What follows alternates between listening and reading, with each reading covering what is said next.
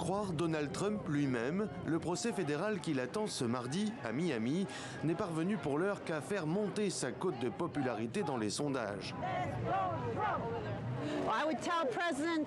Je dis au président Trump que nous sommes des millions et des millions ici et que demain, vous allez voir, nous allons inonder Miami demain pour vous soutenir.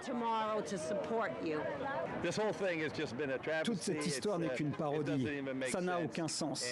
Le système judiciaire ici est tellement corrompu. Donald Trump s'est arrêté juste en face de moi. J'étais très enthousiaste. Je l'ai vu serein.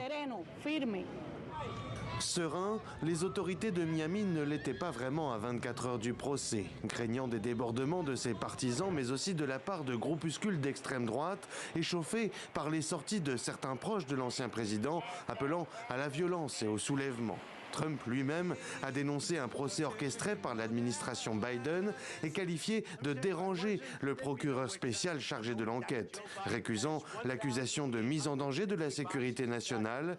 La justice lui reproche d'avoir conservé des documents confidentiels, y compris des secrets militaires et nucléaires, à son départ de la Maison-Blanche.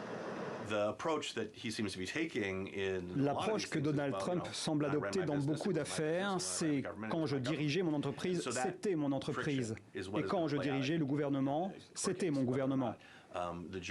C'est cette friction qui va se jouer, je pense, lors du procès.